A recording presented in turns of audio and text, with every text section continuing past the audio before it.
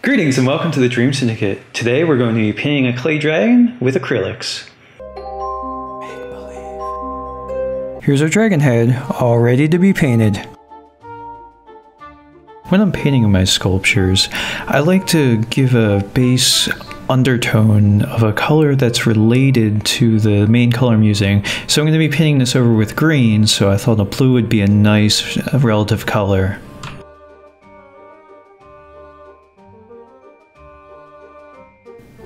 In a moment I'll show you the color palette that I used to make this piece, but first I want to show you some of the historical art that I was using to reference the dragon.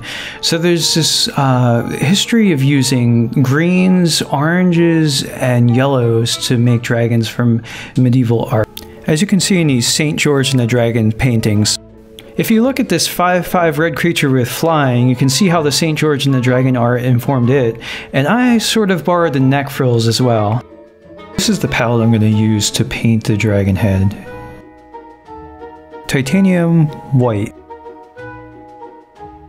yellow ochre, chromium oxide green, cobalt blue, ultramarine blue, and phthalo green. From these 5 colors, I make 6 variations to work off of as my base colors. Now I'm going to go and cover the whole head with this green color that I made that I want to sort of coat the whole sculpture.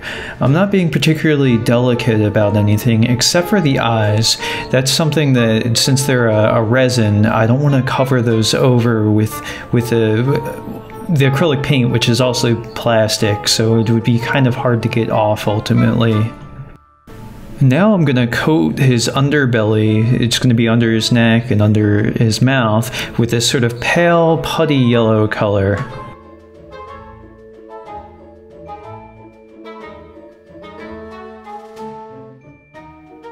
I've also applied some of that yellow underbelly color to around the eye. In the same way that we covered the head with that shade of green, we're also going to do the same with the claws, the clawed hands. So we're going to get in between the crevices, and then to create some variation, paint some blue around these fingertips here. Next we'll paint the claws with this off-white shade, so that's titanium white with a little hint of yellow ochre. If you're enjoying what you're watching, don't forget to subscribe and hit the bell icon.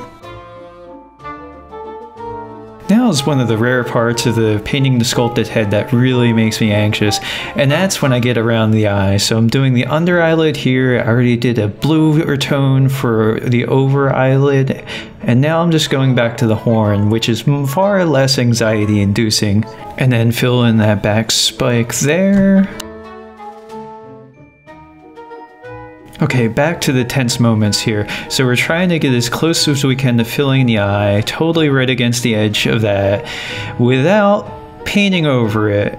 But as much as you try, you're always going to get a little bit of paint on that, and we'll do what we can to work around that a little later. As you'll see here, there's a little bit of a mess I've left myself to straighten up. What's the best fix? Water, of course, so luckily that pink paint is still a little damp, so I can rub that across the resin eye and try to wear that away. And it's a little gross. The only way to paint that pink inside the dragon's nose is to shove a brush in there and go to town. For the eyelids, the inside of the nose and mouth, I actually added alizarin crimson to the color palette, and it's mostly that, titanium white, and yellow ochre. Now I'm going about trying to clean up any stray paint marks I made. So that red for the mouth, I'm just cleaning it up with a darker green that's going on the lips. And some of that stray pink is still on the eyes, so I'm trying to get that away, scrape that away even with an X-Acto now that's dry, and pick it up with a Q-tip. And now I'm just doing some last finishing details. I wanted a more contrast on the eye, so I'm going to make a darker blue shade over the upper eyelid. And that'll do it. This dragon head's all done. Thanks for watching. If you want to join me in making the imaginary a reality weekly, don't forget to subscribe and hit the bell icon. Until next time, make believe.